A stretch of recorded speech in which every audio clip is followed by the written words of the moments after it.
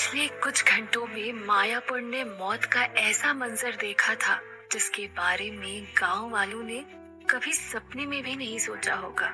ऐसा लग रहा था मानो ये भयावह रात कभी खत्म ही नहीं होगी। लेकिन कहते हैं ना कि सबसे घनी अंधियारी के बाद ही सबसे प्रकाशमय सवेरा होता है। वैसा ही कुछ आज मायापुर में भी हुआ था। हालांकि इन कुछ घंटों में जिन्होंने अपनों को खोया था उन घरों में तो अभी भी सवेरा ही नहीं हुआ था। इन घरों में सबसे ज्यादा दुखी था सरपंच माधव का घर। एक के बाद एक मौत से इस घर के लोग पूरी तरह से टूट चुके थे और यामिनी के दुखों की तो कोई सीमा ही नहीं थी। पहले बेटी और फिर पति, उसके लिए तो सारी दुनिया ही उजड़ गई थी और इन सब का जिम्मेदार वो मान रही थी सिर्फ और सिर्फ चंद्रकला को।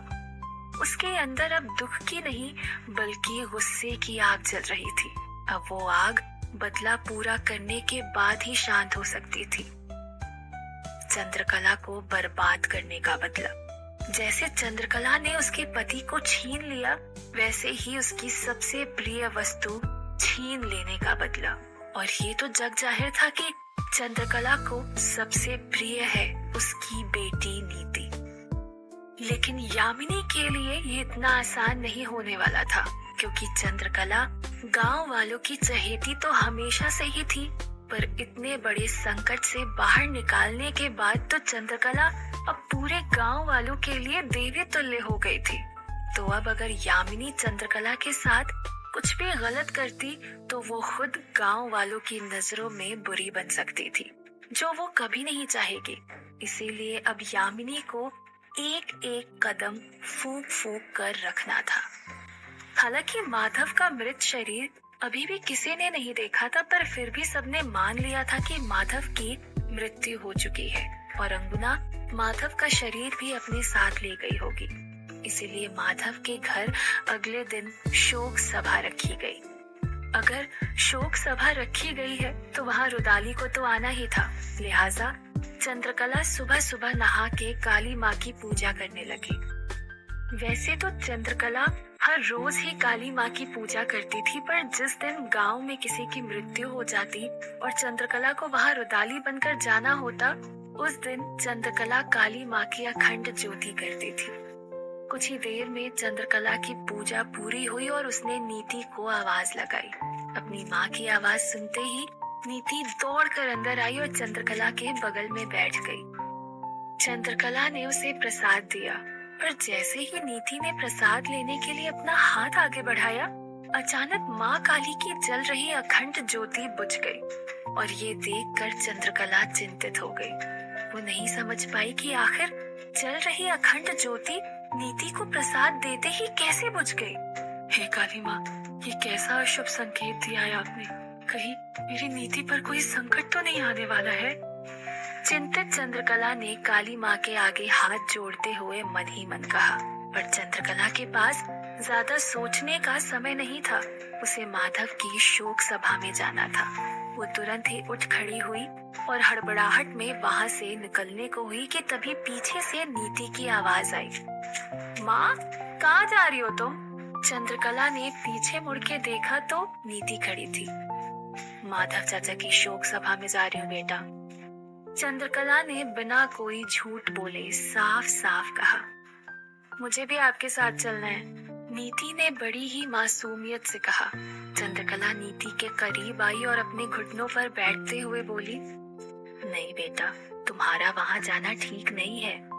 क्यों ठीक नहीं है? नीति ने हल्के से गुस्से में शिकायत करते हुए सवाल किया। इससे पहले कि चंद्रकला को जवाब दे पाती, नीति बोली, क्या माधव चाचा मेरे सरपंच नहीं थे? नीति के इन सवालों ने चंद्रकला को भी भावुक कर दिया। वो भी मन ही मन सोचने लगी कि नीति कहीं ना कहीं कह तो ठीक ही रही है। नीति का भी पूरा हक है कि वो भी माधव की शोक सभा में जाए। कुछ सोच चंद्रकला ने नीति को अपने साथ चलने के लिए हामी भर दी, पर काली माँ का दिया हुआ संकेत अभी भी चंद्रकला के मन में डर पैदा कर रहा था कि कहीं कोई अनहोनी ना हो जाए। कैसे भी करके चंद्रकला ने अपने मन को समझाया और नीति को साथ लेकर वहां से माधव के घर की ओर चल दी। माधव के घर मानो आज पूरा गांव इकट्ठा हो गया था, और होना ही था। पूरे गांव वालों की जान बचाने के लिए अपनी जान जो कुर्बान कर दी थी माधव ने। चंद्रकला ने जब माधव के घर में प्रवेश किया तो देखा कि यामिनी मूक बने बस एक किनारे बैठी हुई थी, मानो उसके शरीर में कोई जान ही नहीं बची हो। कल तो वो खूब चिल्ला चिल्ला कर रोई थी, पर चूंकि आज शोक सभा है, इसीलिए गांव की प्रथा के अनुसार घर की औरतें रो नहीं सकती थी। ये काम रुदाली का होता है। चंद्रकला ये सब देखकर वहीं चौखट पर निढाल होके गिर पड़ी और फूट फूट कर रोने लगी। गांव वालों ने चंद्रकला को रोते हुए सैकड़ों बार देखा था, पर जिस तरह चंद्रकला आज रो रही थी, किसी ने भी चंद्रकला को ऐसे रोते हुए नहीं देखा था। आज वो ऐसे रो रही थी जैसे उसने किसी अपने को खो दिया हो, और माधव सिर्फ उसका ही नहीं बल्कि पूरे गांव वालों का अपना था। चंद्रकला को देख गांव के हर छोटे से बड़े आदमी की आंखों में आंसू आ गए थे, पर यामिनी ये सब देख देख के अंदर ही अंदर गुस्से से खौल रही थी। वो जोर जोर से चिल्ला के कहना चाह रही थी कि ये सब ढोंग बंद कर, ये सब तुम्हारी वजह से ही हुआ है। तुमने ही हम सबको अनाथ किया है, मुझसे मेरा पति छीना है, निकल जाओ यहाँ से। लेकिन वो मजबूर थी और ऐसा कुछ नहीं कर सकती थी। उसने अपने गुस्से के घूंट को पी लिया और वैसे ही मूक बने सब देखती रही। नीति अब तक चंद्रकला के पास में ही खड़ी थी, पर तभी उसकी नजर घर के बरामदे में खड़ी उसी की हम उम्र एक बच्ची पर पड़ी, और वो बच्ची नीति को हाथ से इशारा करके अपनी तरफ बुलाने लगी। चंद्रकला ने नीति को हमेशा बच्चों से दूर रखा था, इसीलिए जब इस बच्ची ने नीति को अपनी तरफ बुलाया, रोक नहीं पाई।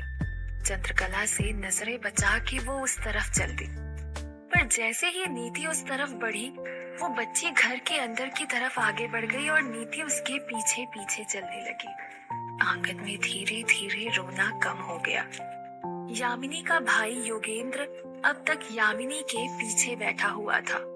वो उठा और पूरे गांव वालों को भरे गले से संबोधित करते हुए बोला, देखिए, जीजा जी तो हमें छोड़कर चले गए, साथ ही बहुत सारी जिम्मेदारियां छोड़कर भी। अब उनकी कमी को तो कोई पूरा नहीं कर सकता, पर उनकी जिम्मेदारियां किसी न किसी को तो उठानी ही पड़ेगी। इस कठिन समय में उस पदवी के लिए सबसे उपयुक्त व्यक्ति मुझे उनकी धर्म पत्नी यामिनी नजर आती है। कृपया अपने विचार रखें। यामिनी का सरपंच के रूप में नाम सुनकर गांव वाले हैरान रह गए, जैसे ये उनके लिए कोई नई चीज हो। एक औरत और सरपंच? भीड़ में से किसी ने सवाल उठाया। क्यों, क्या परेशानी है एक औरत के सरपंच बनने में? योगेंद्र ने तुरंत सवाल किया। परेशानी ये है कि हमारे गांव में हमेशा से बुरी शक्तियों का साया रहा है। सरपंच को आधी आधी रात को जाना पड़ता है, और ये सब एक औरत कभी नहीं कर पाएगी। भीड़ में से एक आदमी ने दृढ़ता से जवाब दिया। ये सब सुन यामिनी अपनी जगह से उठी और सबके सामने आकर हाथ जोड़ते हुए बोली, देखिए, मैं तो बस अपने पति की आखिरी इच्छा पूरी करना चाहती हूँ। उन्होंने जाते जाते कहा था कि मेरे जाने के बाद इस गांव की सेवा करना। तो आप लोग चाहोगे तो सरपंच बनकर, और अगर नहीं चाहोगे तो बिना सरपंच बने मैं इस गांव की सेवा करूंगी। आगे आपकी मर्जी। यामिनी की ये बातें सुनकर गांव के सभी लोग आपस में खुसर फुसर करने लगे। चंद्रकला भी तो एक औरत है, जब वो बुरी शक्तियों का सामना कर सकती है तो मैं क्यों नहीं? सिर्फ एक मौका दीजिए, आप लोगों को निराश नहीं करूंगी। सब लोग फिर से आपस में विचार विमर्श करने लगे, और आखिरकार एक मत के साथ सब लोगों ने यामिनी को गांव का नया सरपंच स्वीकार कर लिया। वहीं दूसरी तरफ हवेली की बड़ी सी गैलरी में वो बच्ची भागे चल रही थी और नीति उसके पीछे पीछे। तभी सामने एक पुराना सा दरवाजा दिखाई दिया, जो शायद बरसों से बंद पड़ा था। उस बच्ची ने उस दरवाजे के सामने पहुंच जोर से उसे धक्का दिया तो दरवाजा चर चर की आवाज करता हुआ खुल गया। पहले वो बच्ची और फिर पीछे पीछे नीति भी उस दरवाजे से होते हुए भीतर चली गई। सबके एक मत होते ही चंद्रकला को नीति का ख्याल आया।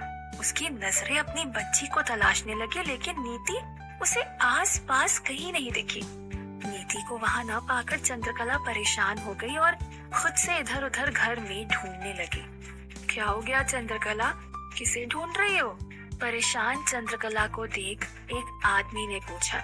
नीति नीति नहीं मिल रही है भाई साहब, अपनी नजरें इधर उधर दौड़ाते हुए चंद्रकला ने कहा। चंद्रकला की घबराहट बढ़ने लगी। उसने जोर से नीति का नाम पुकारा, जिससे सबका ध्यान चंद्रकला की तरफ गया और देखते ही देखते सब लोग अब नीति को खोजने लगे, पर नीति किसी को कहीं नहीं मिल रही थी।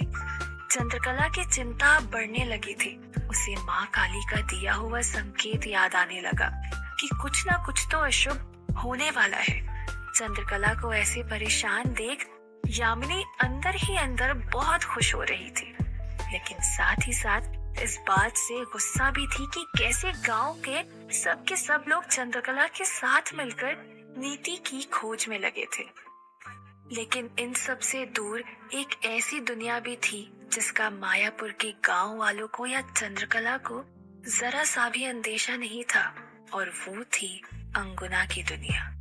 एक गंदे दलदल में बसी हुई एक ऐसी दुनिया जिसके चारों तरफ सिर्फ और सिर्फ अंधेरा ही था, और जहां हर तरफ सिर्फ चील और कौवों की आवाजें गूंज रही थी। इस दहशत के बीचों बीच बहुत सारे कंकालों का सिंहासन लगा हुआ था, जिस पर अंगुना बैठी हुई थी। उसके आसपास जहां तक भी नजर जा रही थी वहां तक काले साए ही दिखाई दे रहे थे।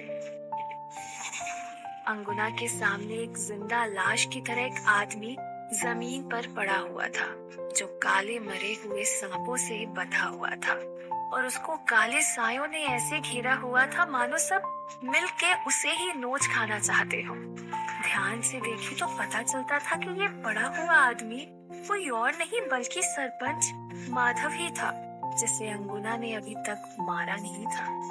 अंगुना, अब हमारी भूख बढ़ती जा रही है, क्यों ना हमें सरपंच के शरीर से अपनी भूख शांत कर ले। आखिर अब हम किसका इंतजार कर रहे हैं? एक बहुत ही भयावह साए की आवाज ने गुस्से में अंगुना से पूछा। नहीं, इस माधव से हमें अपनी भूख शांत नहीं करनी, बल्कि अपनी शक्तियां बढ़ानी है। अंगुना ने उससे भी भयानक आवाज में जवाब दिया। मतलब?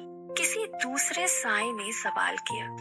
मतलब यही कि इस माधव ने एक अंगूठी पहनी हुई थी, तो धीरे धीरे करके इससे शरीर से उस अंगूठी का असर कम होगा और पूरी शक्तियों का असर बढ़ेगा। तो अगर इसे एक निश्चित समय पे हमारी शक्तियां 100 गुना बढ़ जाएंगी, फिर मायापुर का सर्वनाश करने से वो चंद्रकला भी हमें नहीं रोक पाएगी। कहते हुए अंगुना जोर जोर से भयावह हंसने लगी और बाकी साए भी अंगुना का साथ देने लगे। वहीं दूसरी तरफ नीति को हर जगह ढूंढ लिया गया था, पर उसका कोई अता पता ही नहीं मिल पा रहा था। चंद्रकला भी बदहवास सी इधर से उधर अपनी बच्ची को ढूंढती फिर रही थी, पर नीति कहीं दिखाई नहीं दे रही थी। अब धीरे धीरे चंद्रकला की हालत बद से बदतर होती जा रही थी, और अब चंद्रकला नीति का नाम पुकारते पुकारते जोर जोर से रोने लगी। वहीं एक आदमी उसी पुराने दरवाजे की तरफ धीरे धीरे बढ़ रहा था, जहां से नीति उस बच्ची के साथ अंदर गई थी। अंदर से बच्चों के हंसने की आवाजें आ रही थी। उसे थोड़ा थोड़ा डर भी लग रहा था, पर फिर भी वो हिम्मत करके आगे बढ़ता जा रहा था। पर जैसे ही वो दरवाजा खोलने ही वाला था कि पीछे से एक आवाज आई। सुनो, उसे मत खोलो, ये दरवाजा कभी नहीं खुलता, चलो यहाँ से। और ये सुन दोनों वहां से चले गए।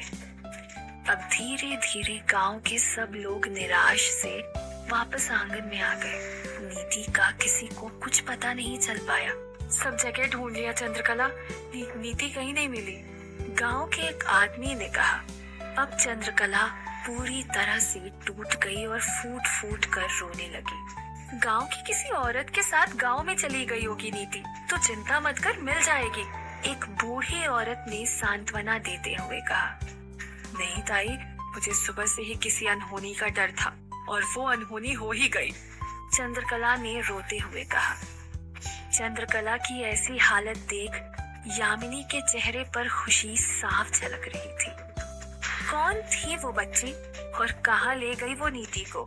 क्या ये अंगुना की चाल है या फिर यामिनी की कोई साजिश?